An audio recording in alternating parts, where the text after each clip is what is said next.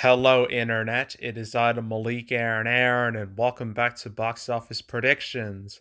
Today we are going to be talking about Blacklight. So, as usual, we're going to be going over the pros and cons. So, let's get to it.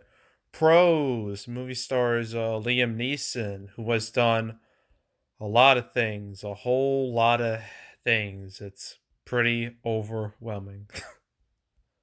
Now, Liam Neeson's known for, as I said, a lot of things. He's played quite a few amount of characters. All right, he's Qui-Gon Jinn from Star Wars, mainly Phantom Menace when he got killed off. Raj Al Ghul in the Dark Knight movies, but mainly Batman Begins. He was the voice of Aslan the Lion in the Narnia movies. He's also in Schindler's List. It was like this first big movie. And then after that, he made a little movie called Taken. And that changed his career forever. Because after Taken made a lot of money, like the thing with Taken is that it opened on Super Bowl weekend, which is usually a terrible time to release a movie. It did really well, and then had insanely long legs, and became a huge hit. Especially with the whole speech. I don't know it word by word. You probably know it if you've seen Taken, but it just ends with like, "I will find you, I will kill you," to like the people who like stole his daughter. Yeah, the movie became low key iconic, and because it became low key iconic, that's pretty much what he's been doing since, more or less. I mean, there's so many here. I mean, does the A Team count? I mean, that's more of an ensemble. And I'm pretty sure Clash of the Titans doesn't count. I'm pretty sure we all want to forget that movie ever happened. So, Battleship, we definitely want to forget that ever existed. Movies like, okay, here we go. Unknown, The Gray, Nonstop, Walk Among Tombstones, Taken 3, Taken 2, Run All Night, scrolling through this, Commuter, Cold Pursuit, uh, Honest Thief, Marksman. They all fit. Dice Roll, that was Netflix. All right. So yeah, he's made a lot of these movies, and some of them have done very well in the past. I mean they haven't done like great or anything, but they've done all right, all things considered. I mean, Taken is easily the biggest franchise he has. That's mainly due to him, but yeah, like he has a long track record, with these movies. He obviously has like a strong, passionate fan base, and I think that will work to this movie's favor somewhat. I'll explain why it's a somewhat when we get to the cons, but still, Liam Neeson, people know who he is. He's people will watch movies just because he's in it, which is something a lot of people can't say these days. So I would consider that a relative pro right there. Liam Neeson's, I guess, star power, his drawing power. So that's a pro. So that's pro number one. Pro number two, there hasn't been an action movie. Well, there was Moonfall. That's more like science fiction ish, and nobody saw that movie anyway. So, like, why even talk about it? But we haven't like a real, like, legit, I guess, real world, um, action movie in like, God, I don't even remember. I'm trying to think really hard. No Time to Die, I guess. That's all I could come up with. Um, and so it's been a very long time since we've had like one of these type of movies, and I've covered these type of movies before, on the channel. Movies already mentioned, like The Marksman and Honest Thief. Nobody Can Count, as well. So I've covered these type of movies. It's been a while since I've covered a movie like that. So that's good. It's kind of like in a, I guess, a league of its own right now. Sure, there's Uncharted next weekend, and then the Batman 2 weeks after that. But when it comes to like direct competition, like super direct, there's really nothing out there that will do too much damage. So I would consider that a pro. You know, it's not dealing with any extreme competition. Well, there is Spider Man, but I'll you know what we'll talk about that when we get to the cons. Like just because they have any direct competition doesn't mean there's nothing out there. All right. But when it comes to direct competition, there's really nothing. So that's a pro. So that's pro number two. Uh, I can't think of anything else. Okay. Well, I mean, Monday is Valentine's Day. Even though this movie is not a romantic movie at all, still, like, even non romantic movies can benefit from Valentine's Day. Because Valentine's Day is like a tide that lifts all boats. I think that's how the phrase goes. You know, pretty much every movie will benefit from Valentine's Day one way or another. So having that on a Monday is good, obviously. And the next weekend is a holiday weekend, which is even better. So yeah, like the upcoming two holidays, that's obviously gonna boost this movie's box office a bit. So I consider that a pro. Okay, cons. Ooh, where do I start exactly? Okay, well, I guess I can start with the reviews for this movie because when I saw the reviews score, I was stunned in a bad way. Like I haven't seen reviews this bad for a movie in quite some time. Um, the review score for this movie on Rotten Tomatoes, from what I've seen, it's in the single digits. We're talking 5%. 5%. I'm not even joking. Go on Rotten Tomatoes and you'll find out for yourself. You'll see it. A good old 5%. I'm just like, God damn, what's happening here? Because obviously we've had bad movies come out, you know, recently, but I haven't seen a score that bad in a long time. In a really long time. So that's obviously not good. Nobody's gonna look at a 5% and be like, "Oh yeah, I gotta watch that." Now that's the type of score that makes you um just run away, just run away as fast as possible. And yeah, like that score is just insta death. That's an insta death score.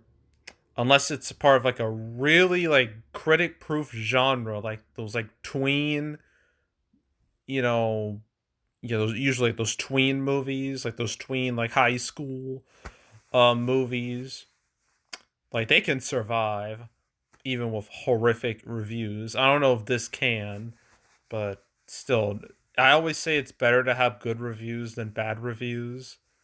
But for this, there's no hope there. So that 5% is a big old con in my eyes. So that's con number one. Con number two is the fact that Liam Neeson has made so many of these movies, like these action movies, that they really start to blend in together. Like none of them stand out at all. They all feel the exact same. They all feel like they copy and paste off each other and just change some things the way they aren't complete rip-offs. Like, that's what it feels like. And yeah, I mean that's what he's been doing since like 2009.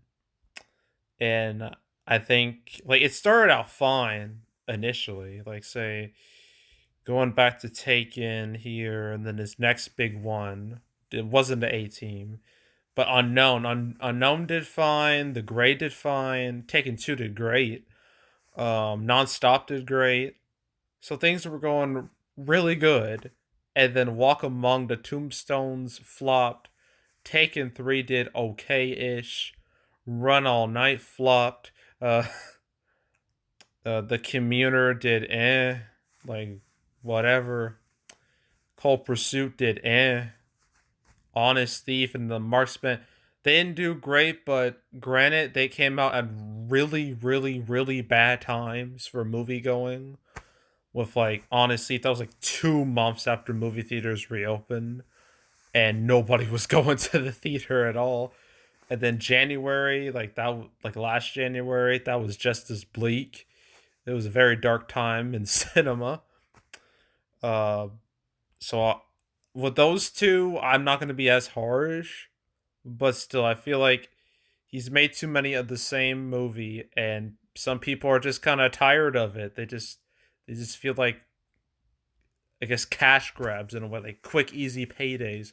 I've heard people compare his work with like Bruce Willis, how Bruce Willis just has like an endless supply of like straight to DVD, straight to, I guess, straight to stream. Well, straight to streaming. I don't know if I described it as that.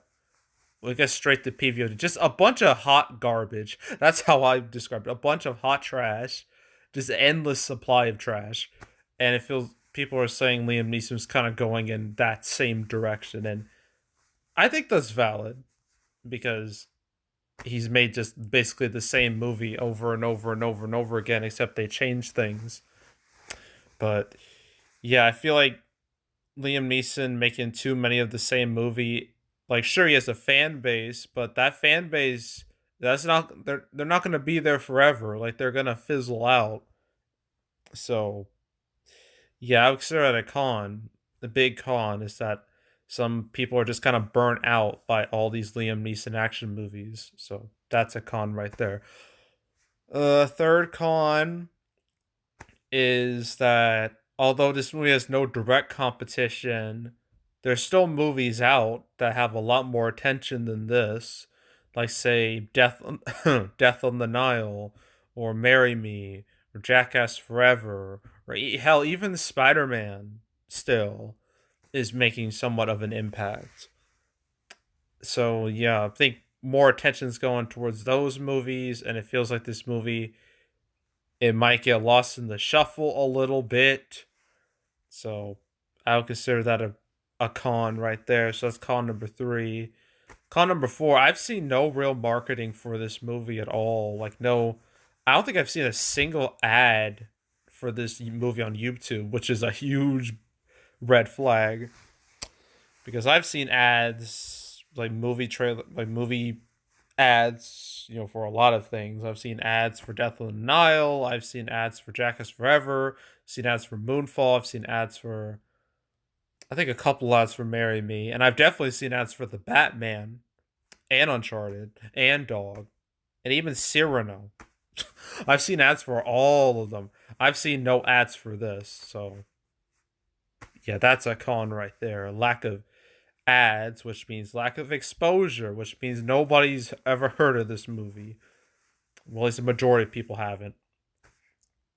So that's a con. And then the last con I can think of is Sunday. You see, Sunday is considered to be is going to be a rather special day because it's the day where we have the big game, aka the Super Bowl, and that is insta death for any movie out there because everyone's attention, like millions and millions of people's attention, is going to be on the game and not on anything else.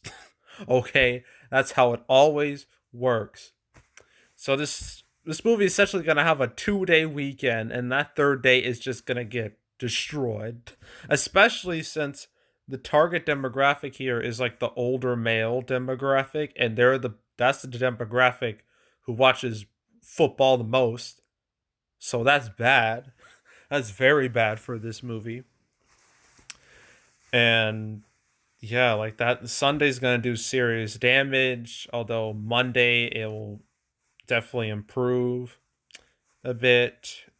But yeah, like yeah, Sunday's gonna be rough. It's gonna be rough for every movie. So that's easy con right there. Well, I guess I can also mention how, you could say like Uncharted comes out next weekend, and that could steal some of this movie's audience. And then once the Batman comes out, this movie's dead. It's dead. It's game over. So uh, I can mention that too. So that's, I guess, another con. But okay. Uh, I guess time to predict opening weekend. I don't know. I mean, when it comes to theaters, it's like in. It's not super wide. I think it's like less than 3,000. Like, I don't know the exact number, but it's not like huge. Uh, so I'm trying to think of a number. What can I compare this to? There is nobody, but again, that was, from Universal. That had a lot more marketing push behind it, and it looked a lot more interesting and was actually good in comparison to this. But I guess I could compare it to his last pandemic action movies. Those being Marksman and Honest Thief. Honest Thief opened with 3.6. Okay, and see, Marksman, I believe it was 3. It was 3, 3.1. All right. That's what those two movies opened with. I think this could do a bit better than that. Not by much, but I think I at least improve upon that a little bit. But, just to be safe, I'm going to say it's going to open within the range of $3 to $5 million. That's what I'm comfortable with. That's what I'm sticking with. And then its total will probably be 10 to 15. Yeah, maybe. Unless it's like super front loaded or something. Yeah, 10 to 15. That's what I'm going with. And yeah, that's it. That's it for Blacklight. So we got two more movies to talk about this weekend. We got Death on the Nile and Marry Me, and then that'll be it. And then the week after that, I got The Curse, Dog, Uncharted. And the week after that, Cyrano, and then that's it for February. So yeah. But anywho, yeah, that's it. That's all. Make sure to subscribe, like this video, leave a comment, turn on notifications, share the whole drill. Want to check out more videos like this? I got a playlist on the homepage of all previous prediction videos I made this year. Again, not a whole lot right now, but that will change in due time. But you can watch those videos now, all the 2022 ones, not to mention all the 2019, 2020, 2021 ones. You just go to the playlist tab and you'll find those prediction videos with ease. So you can do that. There's also the canceled series where I go over all the all the movies that was supposed to come up but didn't. I never covered Blacklight because I didn't know it existed. um, but recently I did an episode about, I think, a movie, Stephen King movie, Firestarter, getting like a May release date and going to Peacock. I talked about that in like another Peacock movie, Honk for Jesus, Save Your Soul. I talked about both. So you want to watch that video and all the others. There's now 106 episodes, so go nuts. Watch them all in chronological order. That way you get the full story from beginning to now. And I think I don't know if I'd call it fun. I don't know if that's the right word, but I think you might find it interesting at least. So go do that. There's also box office recaps where I go over the box office results for any particular month. I know I just did January, but February that won't come out till that recap will come out till around the time the Batman comes out, either before or after.